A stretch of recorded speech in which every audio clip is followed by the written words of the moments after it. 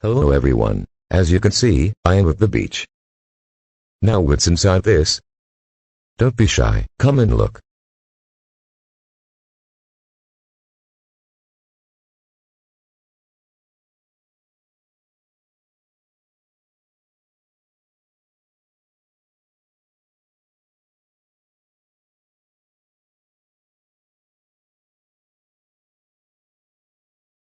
In the shallows, we found a fish that just came out of the sand. Unlike most saltwater fish, this sculpin would sit on the sand and swim with stops in between.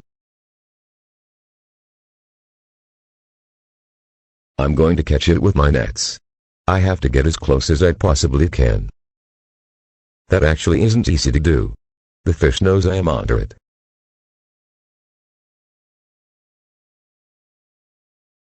The ocean is a vast place even in the shallows. We tried our best to guide the fish away from the deep.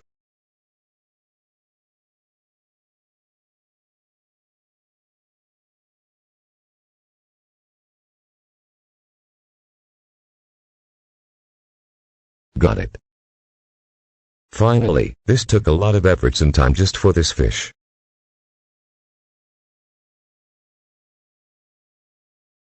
In the tank it goes.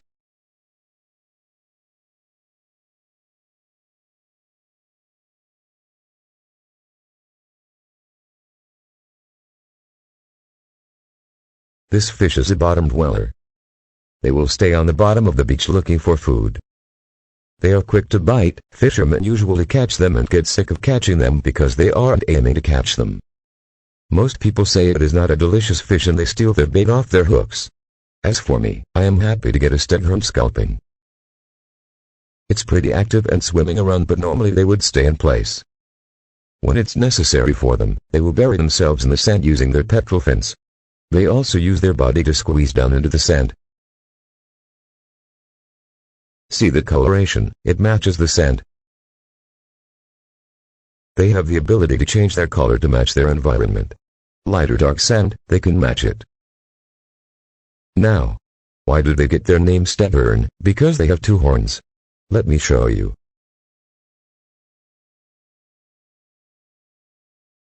If you look closely, you can see their spines on top of the gills. I'm going to show you a better look later. Their spines resemble the antlers of a male deer. The horns are actually part of the preopercle, which is the area closer to the face. Isn't this a strange fish? It has an unusual look. It looks like a mixture of a bullfrog tadpole and a fish.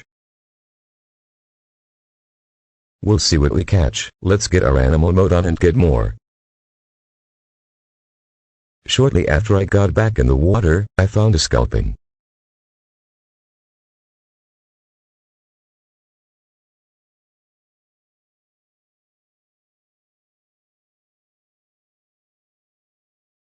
It was quick. 2, yes.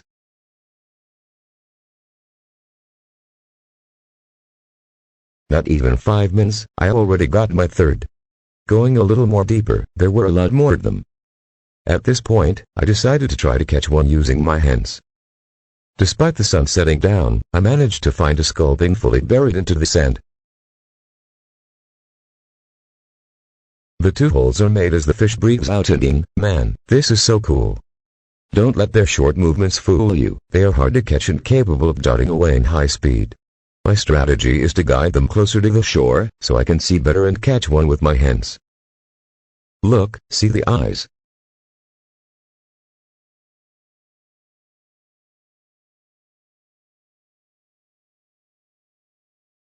They let me get close enough for a catch attempt, yet I couldn't catch them.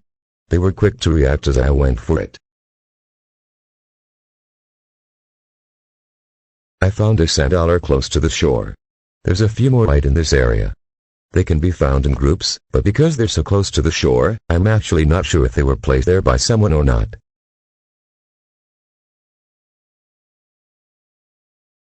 Six in total. I'm covering them up a bit so they can stay hidden. Did you see that? A spinra. Reverting back to the net, I'm trying to use one instead of two this time.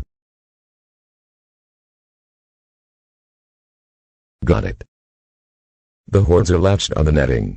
I'm getting it out. Oh, not so fast. That's a close call.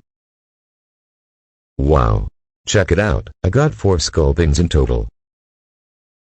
All of them are resting under the sand. They feel more comfortable this way. The first sculpin was swimming around because it was exposed with no sand. I was showing you how good it looks. Now I added sand and caught more sculpins. These fish can be out of the water for a short time and they can breathe there for a while. They can even be in fresh water, not just the ocean. The word Pacific is in their name, but they can be in rivers and lakes or even mixed water like brackish water. Wherever they are, they would stay on the bottom. Right now, they are motionless in the sand. It's important for me to emphasize that if they were a species of fish that can't breathe in low oxygen, I would add an air bubble. I got a snail.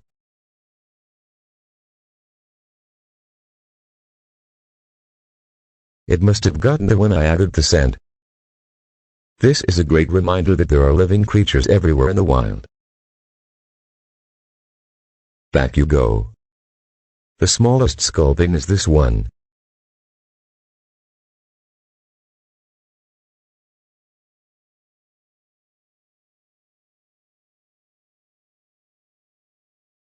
Oh, I got it back. A close one. Okay, I am going to measure it and keep it in the water for now. It's around 2.5 inches.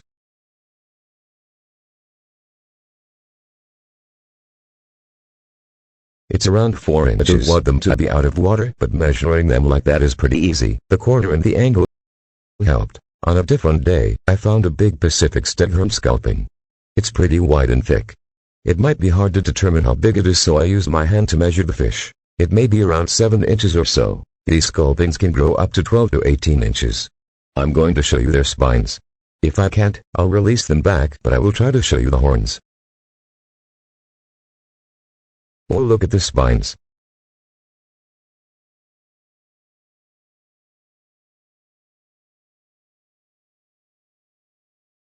On our first attempt, we made it.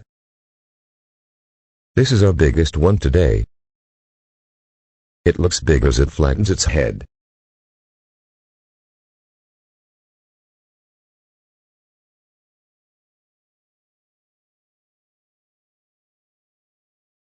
Did you notice something?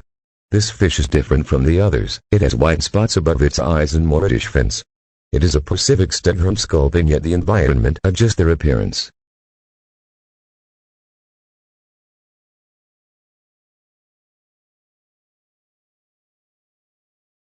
Before I release, I want to say thank you for watching. I hope you enjoyed this video. The next time you come back, bring your animal mode. Oops, it got away. I was able to prevent 2 fish escapes today.